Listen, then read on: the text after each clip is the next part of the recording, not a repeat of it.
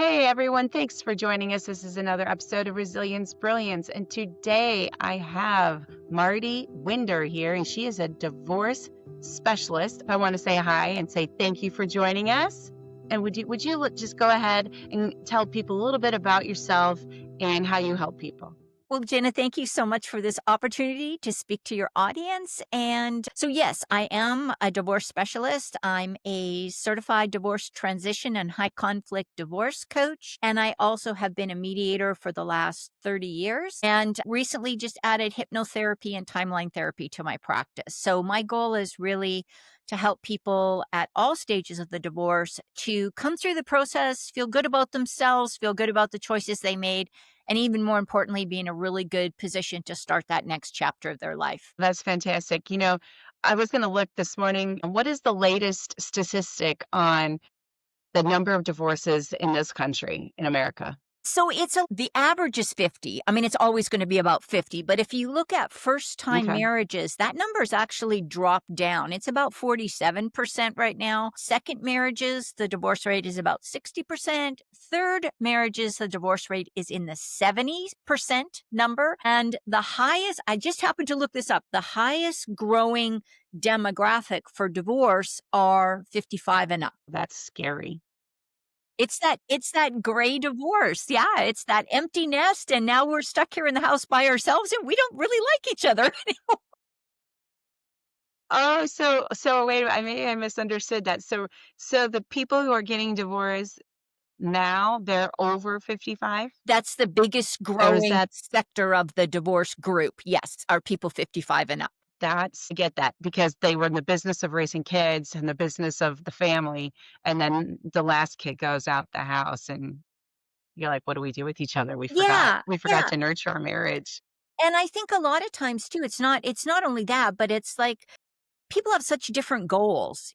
Say a mom who has stayed at home and looked after the kids, maybe now wants to start her own job or her own career or build a business. And perhaps traditionally the husband who's worked is now reaching retirement age and he just wants to sit at home and watch TV, or maybe he wants to travel. People change as they get older. And unless they work on Mhm. really creating that unified goal, it's not there when they reach that age. And people are just like, you know what? I got 30 years left to live and I want to do what I want to do. So that's kind of one of the big initiatives for that. Well, that's interesting, and I'm one of the, first marriage, divorces. So I'm part of that 50% or 47, but I'm post-divorce like 13, 14 years now. So, I've got a lot of experience behind me as a single person.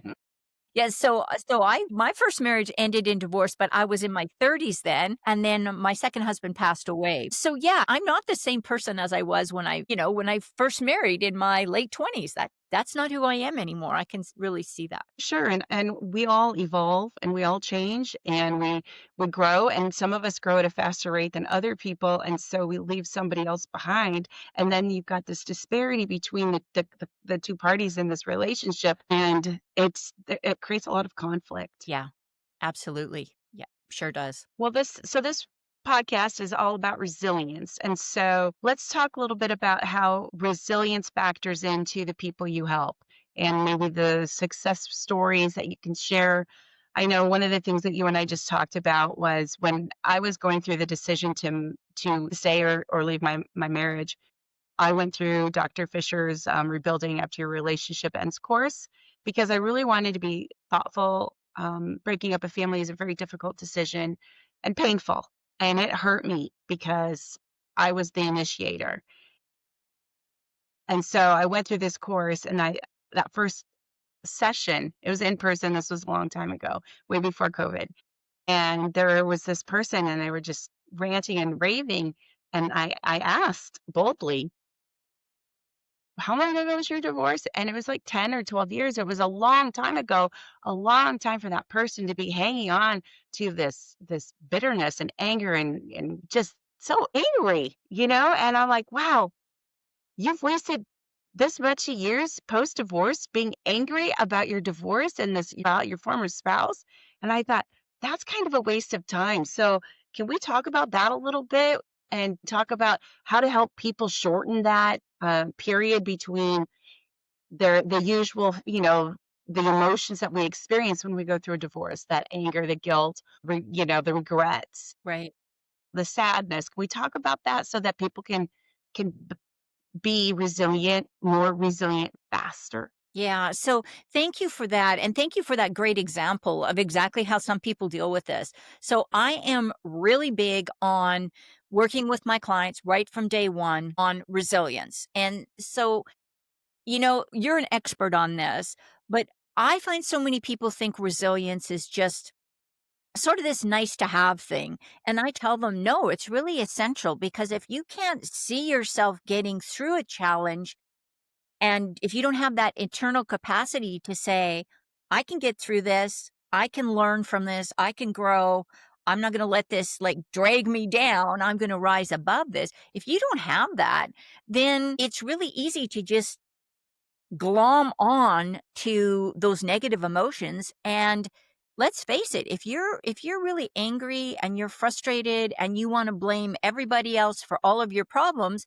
guess what? You don't have to take any responsibility for anything, right? And some people don't want to talk about the fact that it takes two people to make a marriage work. It also makes two people to make a marriage fail or not succeed.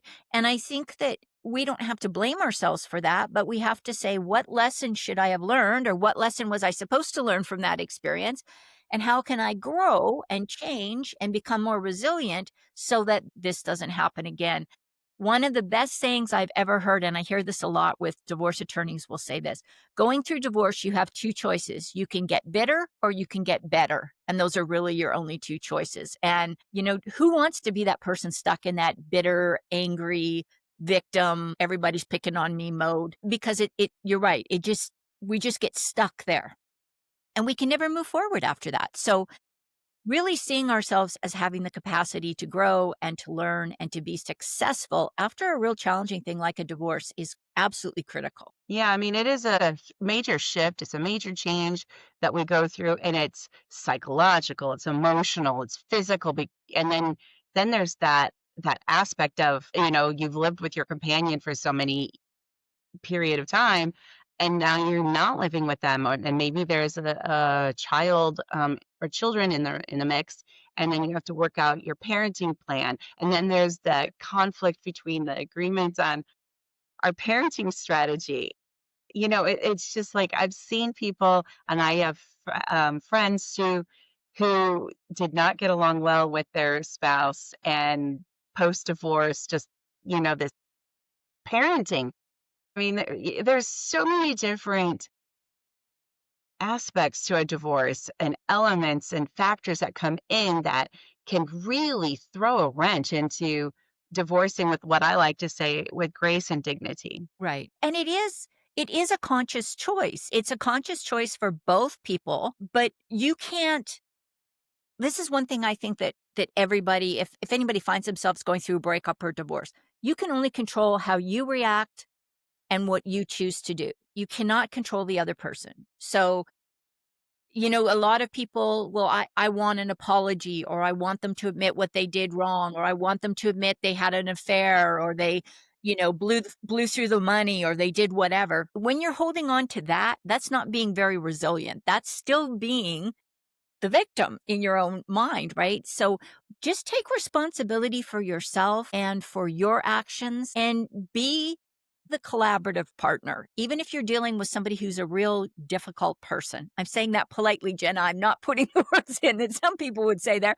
But even if you're dealing with a really difficult person, you can still be true to your own values. You can still work with integrity and honesty and transparency through the divorce. And if you stoop down to their level and you just, if you throw that toxicity back at them, if you do have kids, the only people that get hurt from that are the children. And if you Mhm. don't have kids, it's going to hurt you because we become, like I said before, these bitter people, and nobody wants to be around us. Our friends don't want to be around us. Our family doesn't. And I guarantee you, new partners are not going to be attracted to your mess with your ex spouse. It's just not appealing.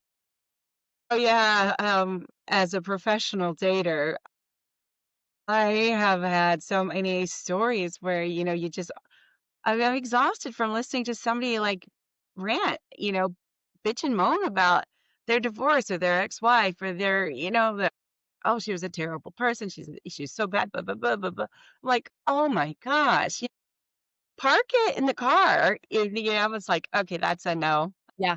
That's a big red flag. If you're dating somebody and all they wanna talk about is how bad their ex-partners were, that's a big red flag. Just get out of that one right now.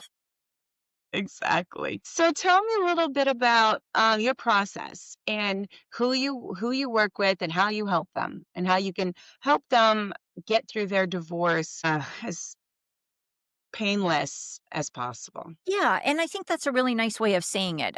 I have been in this divorce field for about the last 30 years as a mediator, and I have seen so many people come to the mediation table, just get hammered into smithereens at the mediation table, make bad choices because they felt they didn't have any other options or they didn't even recognize they had other options. And as a mediator, you're a complete neutral in the room.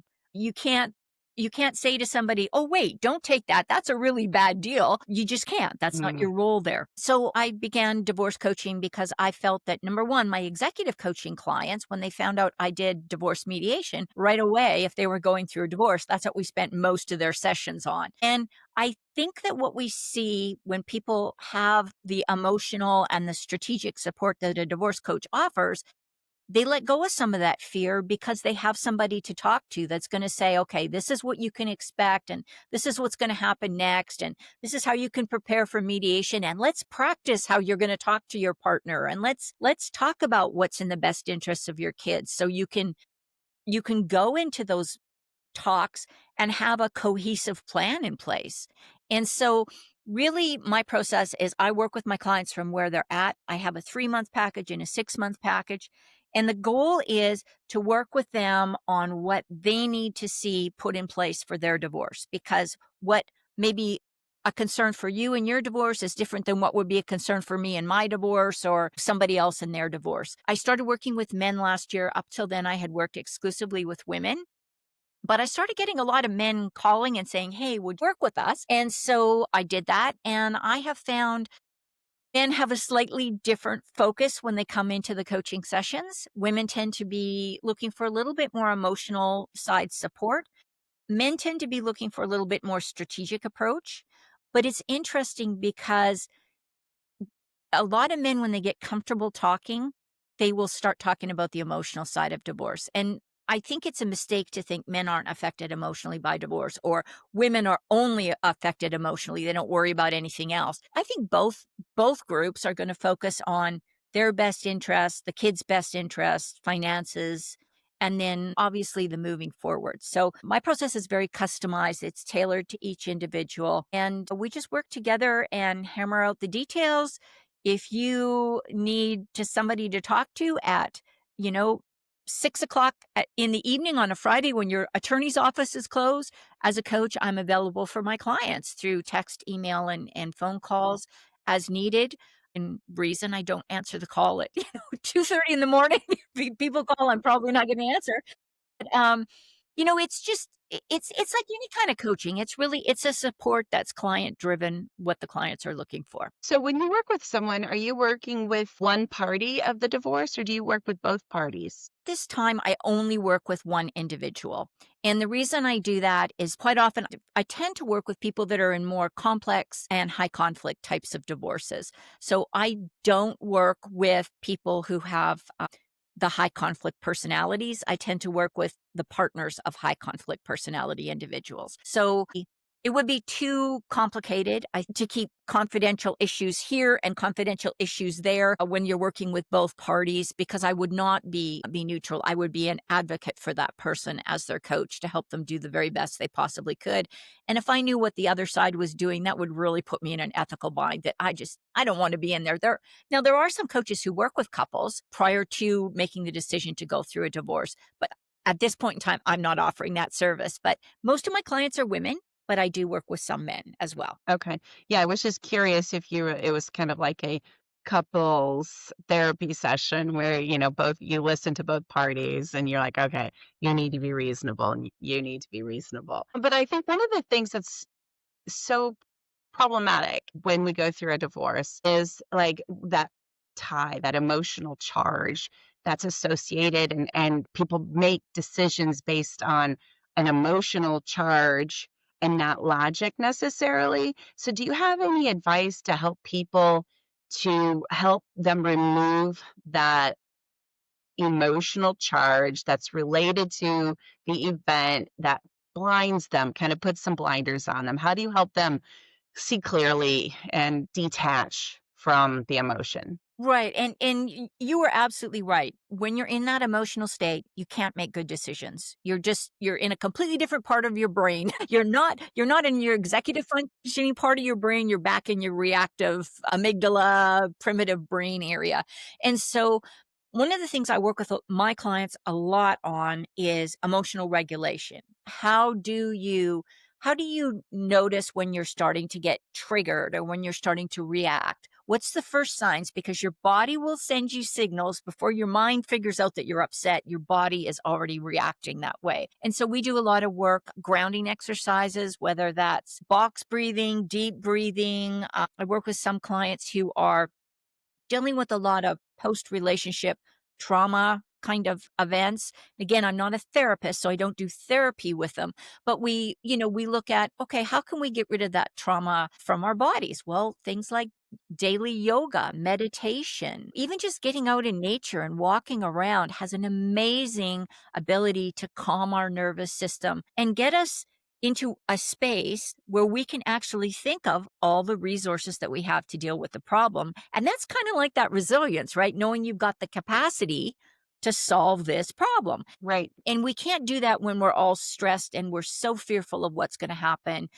And we're feeling guilt and anger and shame and frustration and all those things. So we have to find a way to allow those emotions to exist, but to work through them. And so I use a lot of different techniques with my clients to get to that part. But you're right. You can't make good Yeah, decisions. because you can't make decisions when you're like, you let it flow. The energy has to flow. Your like central nervous system is so imperative to Yes. making good decisions. Yes, and if you have the lens on that your partner is just out to screw you over in the divorce and take all your money and take the kids away from you and take everything you own, then you And also can't. the Yeah, house, the kids, the money, my yeah. 401k, yeah. You can't look at a settlement and even evaluate it because your lens is already there that this is no good for me. This is somehow this is somehow going to harm me, even if I agree to this. So we have to get people through that. And again, everybody's a little bit different. I have one lady who found she just couldn't relax, but she loved being around animals, but she couldn't have pets where she lived. So she actually, what she came up with was brilliant. She decided to go start working for an animal shelter. So she went voluntarily. She went there 2 days a week and took dogs for walks and did some grooming. And so she found that was her grounding source where she really could just let all that anger and frustration go, and she spent time with the dogs. It was a win-win for the shelter, win-win for the dogs, win-win for her. So it's really creative, and Hmm. it doesn't have to be yoga, tai chi, all that stuff. That can be it, but maybe it's something as simple as spending some time doing something in a volunteer activity. Well, I love that. One of the things I love about volunteering is it takes the focus off of ourselves and giving to other people. And when we give, we heal. And I think that's so important for people because when people are stuck in that victim mentality, the woe is me pity party is just going on, right? But when we give to other people, we aren't focusing on our problems. And when we don't focus on our problems, we heal, we feel better. So volunteering is a fantastic option, and I highly recommend it. I don't know if you remember, I'm a brain injury survivor. Yes, yes. And one of the things that I did in my healing, I was like, my lens was, I'm like tunnel vision. I'm doing this, I'm doing that. I'm going to do everything in my power to heal myself and to heal my body, heal my brain, relearn everything that I lost. And then I plateaued, and it was a long plateau, and I felt like, okay, I was wise enough to know that there was too much focus on me, and I thought, "Well, what can I do for a volunteer opportunity given my limitations?" Because I was less than a year out. I found this place called Reading Partners, and they are the Denver Public Schools, and you could read and help children increase their literacy levels, those that were, under literacy, and I thought, "Oh, that's fantastic." An hour a week, and it's what I can do. Yeah. I can read and help children with their comprehension because I am a writer and I'm like, "Oh, and this is great." And it was good occupational therapy for me to read and get more vocabulary built up. And as soon as I started doing that, all of a sudden my plateau was gone and I started healing again. So Yeah. it's so important. The power of volunteering is so amazing. And there's so much research on how random acts of kindness, even just, doing something as simple as holding a door open for somebody and they smile at you and say thank you. You get that warm feeling. You do. It's like I was recognized. And it's not about you, but it's also because you've done service for somebody else. So, Jenna, thank you for reminding me of that with your story. That was really good. I mean, that's just an amazing example. Well, it's so important, and here's another one. I think about when we're going through something painful, it hurts, and we feel emotions, and it's important to feel those emotions, but we have to learn to let them go. We can't just hang on to them. So here's a quick story. I was at Starbucks and I walked in, smile on my face. I was in line, and this woman kept turning around and looking at me, and I just kept smiling at her. So she paid for her coffee, and she turned around and she said, "I want you to know you are beautiful." And I said, "Why, thank you. That was very kind of you." She said, "I felt so warm and happier standing next to you." So our energy that we emit while we're somewhere carries into other people's fields. Yeah. And if we carry darkness, then we spread that darkness to other people. Even just saying that, I get goosebumps. But if we're happy and we show pure joy to other people, even that little opening of the door for someone or smiling at someone, those little gestures mean so much. And then we change the frequency of the energy that we have going throughout our body and that we expose to other people around us. And I think people when they're so caught up, we like because I'm guilty of it too. When we're hurting.